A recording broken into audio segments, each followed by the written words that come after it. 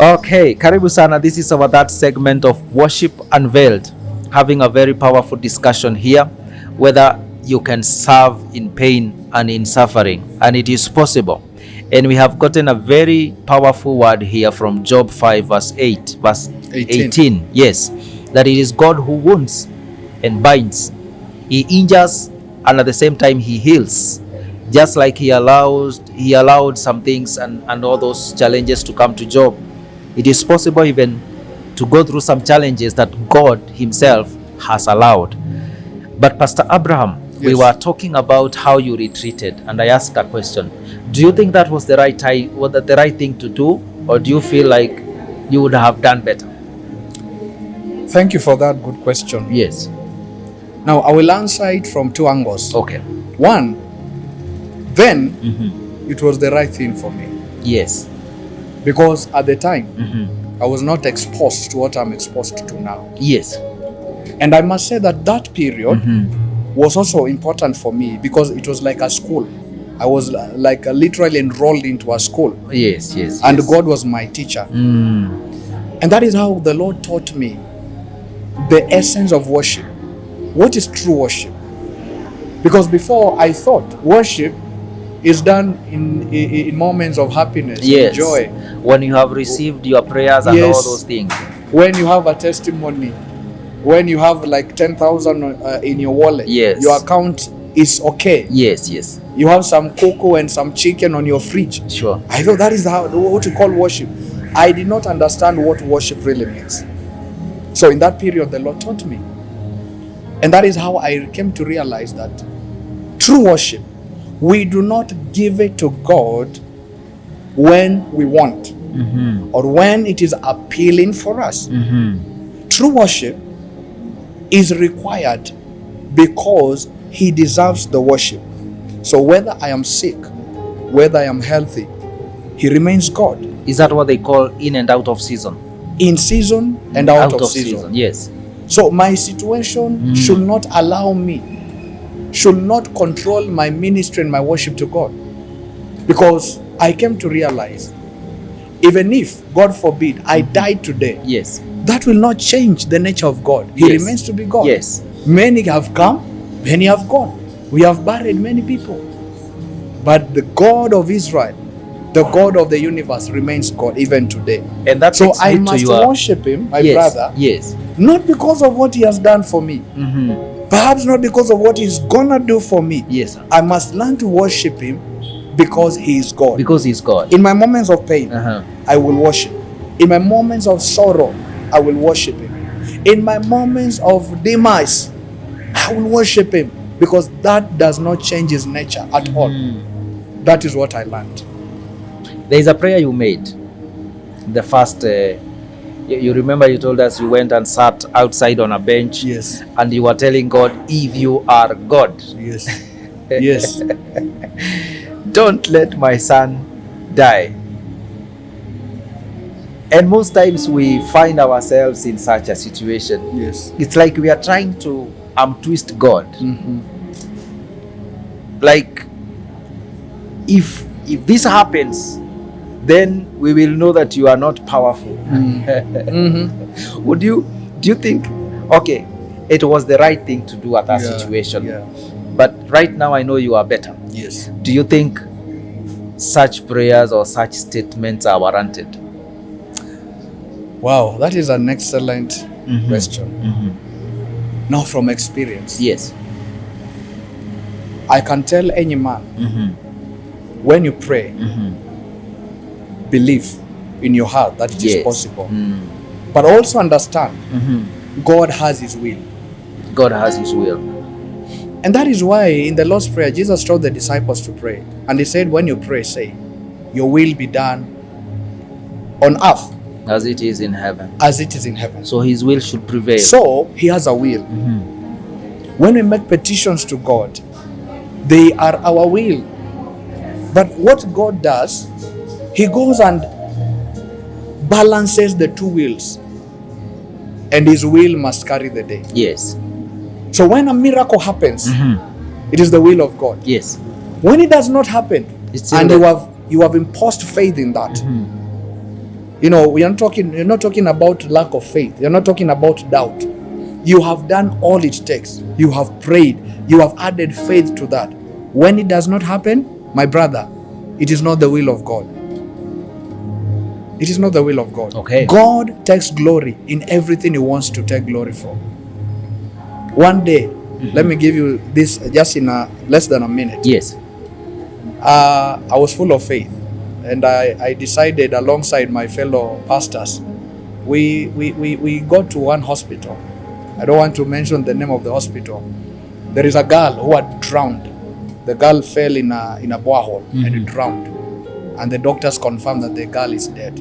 So we gathered our faith together and we said we are going to resurrect this girl. We went there. We were given the body before it was transferred to the mortuary. We prayed, my brother. We prayed. We fired the tongues, my friend. We fired tongues. We prayed in Kikuyu. We prayed in all languages we could. Yes. But finally, the girl didn't wake up. The girl decided to go to the father. Now the question is it God's will that prevailed, or is it our will that prevailed? The answer is, it is God's will. If God's will was for this girl to rise up, I'm telling you, she will have risen up. But the problem is, man and glory, they have a problem. Yes. So I learned to always put under consideration the perfect will of God. Yes. So I understood during this period that it was the will of God that I go through what I went through, because God wanted to use me as a vessel. Yes. That is why I'm ministering, and that is why I'm reaching more people than ever before. Can I tell you something? Yes. For a fact. Yes. The impact I have done in my ministry to the generations and the world is far much better and stronger than before. I was imposed into those scarce and painful moments. So I am better minister. You're better. I'm a better worshiper. Yes. Than those years ago. So let me ask you, God forbid, yes, finding yourself in the same situation, yes, would you retreat from service? From what I have learned, yes, because now I know better.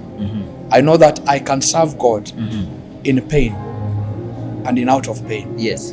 Because I came to realize that God does not change by circumstance. Sure. He remains God. He remains God. Maturity in salvation, maturity in ministry is when you can serve God in season and out of season. And out of season.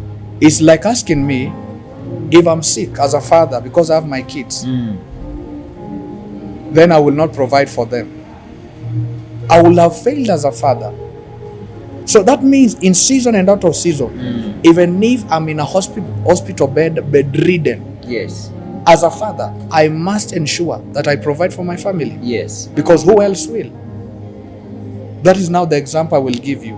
I realize that my service to God is unconditional. Yes. I will not serve Him. I love the songwriter that says, nimejifunza kudhiliwa na kufanikiwa katika yote. Wewe bado ni katika yote, in season and out of season. Yes. I have learned to know He will never change. He will never change. Men will come and go. I was born of a woman. I am here. One day I will go, but God will be here forever. Yes. So that is what I learned. My brother, allow me to give me now the testimony, the yes, positive part of it. The Bible says, though He wounds, He also binds. He binds. Though He injures, He also heals. I am here not just to testify of the pain and the wounds I've gone through, but I also want to testify of a God who binds, yes, and also heals. Wow. And also a God that pays 7 times, 7-fold. Because God has repaid. Today I have no debt with Him. I have no debt with Him. He has replaced my Jonathan. He has replaced my Emmanuel. I have no debt with Him. So that rubber stamps that the God that injures is the God that heals. He heals. Though he took away, he has given me sevenfold. Wow. And I know the future is brighter. The future and the best is yet to come. Yes. So I can encourage somebody who is going through pain. Somebody who is going through a situation in ministry. You know, for us pastors, we never share our situations. Yes. Because pastors, if you share your situation with a mshirika, you lose a member. If today you go to a member and tell them that your house has been locked because of lack of rent, that member will think you're not a pastor of faith. You are not called. Yeah, the member will switch churches and he'll go to a better church. So normally, ministers of the gospel, worshipers, we should understand that it is the God that injures. Yes. Is the same God that heals and also knows how to pay back. Yes. God will never remain with your debt. He will repay to the last coin. He will repay to the last coin that he owes you. So me, as I stand before you today, yes, I have no debt with God. So what you are saying, it's possible to serve. Yes. Not out of convenience. Yes. Even in pain and suffering. Yes. You can still serve. Yes. But I'm thinking it takes a lot of maturity. Yeah. Because especially with the music ministers, and sometimes we minister what is inside us. There are people who will stand there because they are bitter and they will minister bitterness to people. And there are people who are maybe they are going through loss. Yes. And the way they'll be leading us there, itakuwa tu ni ile loss. Is there a way God deals with us during that suffering that we don't show forth what we are going through, but we still minister His glory during that time? Wow. Because it is possible. Mimi niko pale. You've heard people, especially music ministers, standing there and saying, munaniangalia aje ni kama, you know, amkukunywa chai asubuhi. Amukunywa chai asubuhi, amujakula, you know, such kind of words. They are coming from the heart. You minister from.